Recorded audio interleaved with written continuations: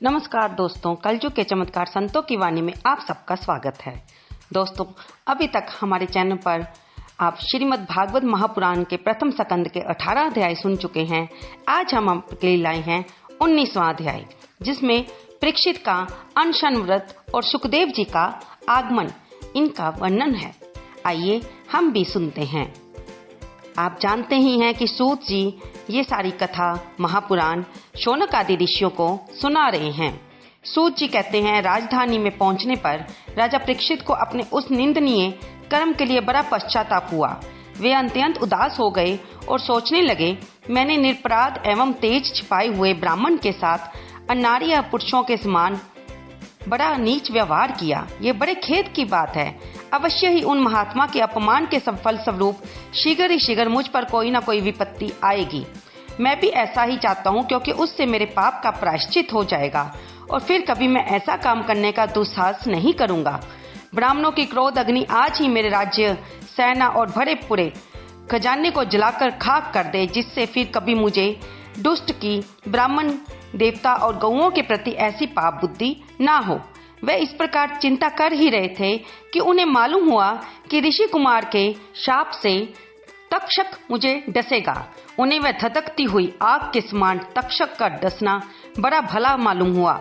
उन्होंने सोचा कि बहुत दिनों से मैं संसार में आसक्त हो रहा था, अब मुझे शीघ्र ही वैराग्य होने का कारण प्राप्त हो गया।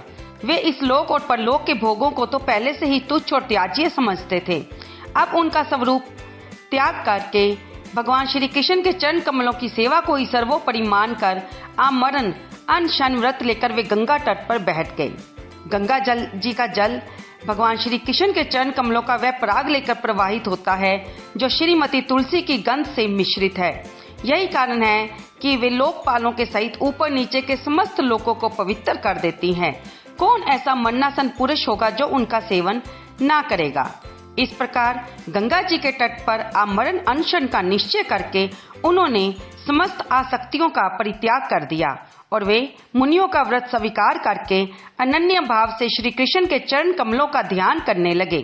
उस समय त्रिलोकी को पवित्र करने वाले बड़े बड़े महानुभाव ऋषि मुनि अपने शिष्यों के साथ वहां पधारे।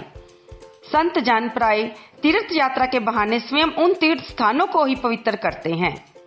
उस समय वहां पर ऋषि अत्रि, वशिष्ठ, च्यवन, विश्वामित्र, परशुराम, भृगु, अंगिरा, पराशर, भारद्वाज, गौतम, पिप्पलाद, मैत्रेय, और्व, अगस्त्य, भगवान व्यास, नारद तथा इनके अतिरिक्त और भी कई श्रेष्ठ देव ऋषि, ब्रह्म ऋषि, राज ऋषियों का शुभ आगमन हुआ।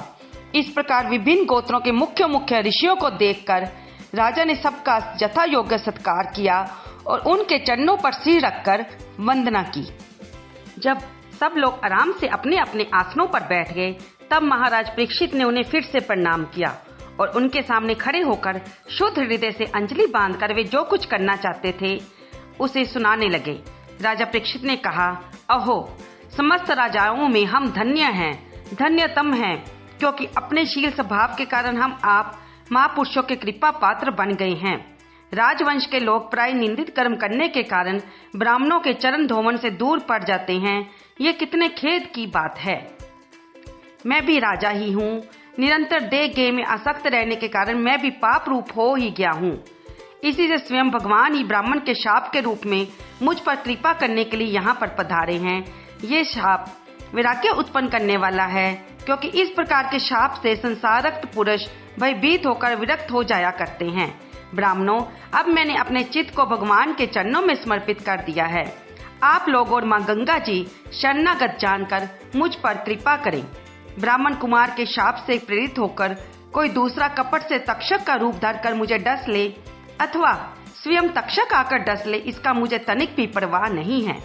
आप लोग कृपा करके भगवान की रसमयी लीलाओं का गायन करें। मैं आप ब्राह्मणों के चरणों में प्रणाम करके पुनः यही प्रार्थना करता हूँ कि मुझे कर्मवश चाहे जिस योनि में जन्म लेना पड़े, भगवान श्री कृष्ण के चरणों में मेरा अनुराग हो, उनके चरण आश्रित महात्माओं से विशेष प्रीति हो और जगत के समस्त प्राणियों के प्रति मेरी एक सी मैत्री रहे, ऐसा आप आशीर्वाद दीजिए। महाराज परीक्षित परम धीर थे। वे ऐसा दृढ़ निश्चय करके गंगा जी के दक्षिण तट पर पूर्वा कुशों के एक आसन पर उत्तरमुख होकर बैठ गई। उन्होंने अपने राज्य का कार्यभार अपने पुत्र जन्मेजय को सौंप दिया था। वे अनशन का निश्चय करके बैठ गए। तब आकाश में स्थित देवता लोग बड़े आनंद से उनकी प्रशंसा करने लगे, उन पर पुष्पों की वर्षा करने लगे और नगारे बार बार बजने लगे। सभी उपस्थित महिषियों ने भी परीक्षित के निश्चय की प्रशंसा की और साधु साधु कहकर उनका अनुमोदन किया। ऋषि लोग तो स्वभाव से ही लोगों पर अनुग्रह की वर्षा करते हैं, यही नहीं उनकी सारी शक्ति लोक पर कृपा करने के लिए ही होती है। तब सभी ऋषियों ने कहा, राज ऋषि शिरोमणि, भगवान श्री कृष्ण के सेवक और अनुयायी, आप पांडु वंशियों के लिए ये कोई आश्चर्य की बात नहीं है, क्योंकि आप लोगों ने भगवान की सन्निधि प्राप्त करने की आकांक्षा से उस राज सिंहासन का एक क्षण में ही परित्याग कर दिया, जिसकी सेवा बड़े बड़े राजा अपने मुकुटों से करते थे। हम सब तभी तक यहाँ रहेंगे जब तक परीक्षित अपने नश्वर शरीर को छोड़कर माया दोष एवं शोक से रहित भगवत धाम में नहीं चले जाते। ऋषियों के ये वचन बड़े ही मधुर, गंभीर, सत्य और समता से युक्त थे। उन्हें सुनकर राजा परीक्षित ने उन योग युक्त मुनियों का अभिनंदन किया और उनसे भगवान का चित्र सुनने की इच्छा से प्रार्थना की। महात्माओं, आप सभी यहाँ पर पधारे हैं। आप सत्यलोक में रहने वाले मूर्तिमान वेदों के समान हैं। आप लोगों का दूसरों पर अनुग्रह करने के अतिरिक्त जो आपका सहज स्वभाव है, वह इस लोक और परलोक में कोई भी स्वार्थ नहीं है। विप्रवरों, आप लोगों पर पूर्ण विश्वास करके मैं अपने कर्तव्य के संबंध में ये पूछने योग्य प्रश्न करता हूँ। आप लोग कृपया विचार करके बताइए कि सबके लिए सब अवस्थाओं में और विशेष करके थोड़े ही समय में मरने वाले पुरुषों के लिए विशुद्ध योग्य कर्म कौन सा है। उसी समय पृथ्वी पर स्वेच्छा से विचरण करते हुए किसी की कोई अपेक्षा न रखने वाले व्यास नंदन भगवान श्री शुकदेव जी महाराज वहां प्रकट हो गए। वे वर्ण अथवा आश्रम के ब्रह्म चिन्हों से रहित एवं आत्म अनुभूति में संतुष्ट थे। बच्चों और स्त्रियों ने उन्हें घेर रखा था। उनका वेश अवधूत का सा था। 16 वर्ष की अवस्था थी। चरण, हाथ, जंगा, भुजाएं, कंधे, कपोल और अन्य सब अंग अत्यंत सुकुमार थे। नेत्र बड़े बड़े और मनोहर थे। नासिका कुछ ऊंची थी, कान बराबर थे, सुंदर भौहें थीं। इनका मुख बड़ा ही शोभायमान हो रहा था। गला तो मानो सुंदर शंख ही था। हंसली ठकी हुई छाती चौड़ी और उभरी हुई, नाभि भंवर के समान गहरी तथा उदर बड़ा ही सुंदर त्रिवली से युक्त था। लंबे लंबे भुजाएं थी, मुख पर घुंघराले बाल बिखरे हुए थे। इस दिगंबर वेश में वे श्रेष्ठ देवता के समान तेजस्वी जान पड़ते थे। श्याम रंग था, चित्त को चुराने वाली भरी जवानी थी। वे शरीर की छटा और मधुर मुस्कान से स्त्रियों को सदा ही मनोहर जान पड़ते थे। यद्यपि उन्होंने अपने तेज को छिपा रखा था, फिर भी उनके लक्षण जानने वाले मुनियों ने उन्हें पहचान लिया और वे सब के सब अपने अपने आसन छोड़कर उनके सम्मान के लिए उठ खड़े हुए। राजा परीक्षित ने अतिथि रूप से पधारे हुए श्री शुकदेव जी को सिर झुकाकर प्रणाम किया और उनकी पूजा की। उनके स्वरूप को ना जानने वाले बच्चे और स्त्रियां उनकी ये महिमा देखकर वहां से लौट गए। सबके द्वारा सम्मानित होकर श्री शुकदेव जी श्रेष्ठ आसन पर विराजमान हुए। ग्रह, नक्षत्र और तारों से घिरे हुए चंद्रमा के समान ब्रह्म ऋषि, देव ऋषि और राज ऋषियों के समूह से आवृत श्री शुकदेव जी अत्यंत शोभायमान हुए। वास्तव में वे सभी महात्माओं के भी आदरणीय थे। वे जब प्रखर बुद्धि श्री शुकदेव जी शांत भाव से बैठ गए, तब भगवान के परम भक्त परीक्षित ने उनके समीप आकर उनके चरणों पर सिर रखकर प्रणाम किया।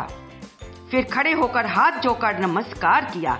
उनके पश्चात बड़ी मधुर वाणी से उनसे ये पूछा, ब्रह्म स्वरूप भगवान, आज हम बड़भागी हुए, क्योंकि अपराधी क्षत्रिय होने पर भी हमें संत समागम का अधिकारी समझा गया। आज कृपा पूर्वक अतिथि रूप से पधार कर आपने हमें तीर्थ के तुल्य पवित्र बना दिया।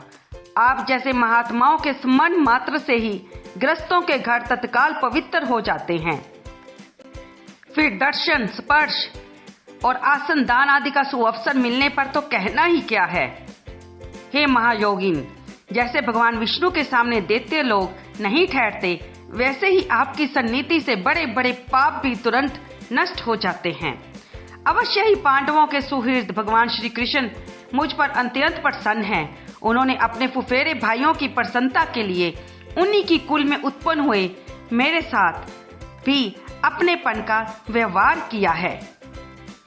भगवान श्री कृष्ण की कृपा ना होती तो आप श्री के एकांत वनवासी अव्यक्त गति परम सिद्ध पुरुष स्वयं पधार कर इस मृत्यु के समय हम जैसे प्राकृत मनुष्यों को क्यों दर्शन देते। आप योगियों के परम गुरु हैं, इसलिए मैं आपसे परम सिद्धि के स्वरूप और साधन के संबंध में प्रश्न कर रहा हूँ। जो पुरुष सर्वथा मरणासन है उसको क्या करना चाहिए? भगवान साथ में ये भी बतलाइए कि मनुष्य मात्र को क्या करना चाहिए।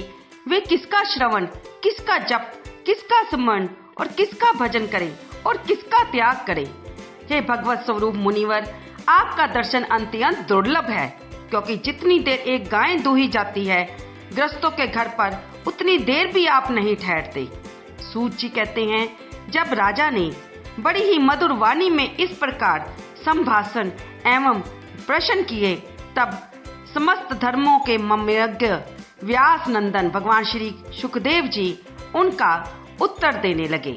तो दोस्तों, आज हमारा प्रथम स्कंद भी यहाँ पर समाप्त होता है, जिसके 19 अध्यायों का वर्णन हमने श्री सूत जी के श्रीमुख से सुना। अगली वीडियो में हम श्रीमद् भागवत महापुराण का द्वितीय स्कंद शुरू करेंगे और उसका पहले अध्याय का वर्णन करेंगे और सुनेंगे। आपको ये कथा कैसी लग रही है? आप और क्या सुनना चाहते हैं? कृपया कमेंट बॉक्स में हमें अवश्य लिखें। आपका एक लाइक, एक कमेंट हमारा मनोबल बढ़ाता है। इसे लाइक करें, शेयर करें और कमेंट बॉक्स में जय श्री सुखदेव जी महाराज लिखना ना भूलें। धन्यवाद दोस्तों।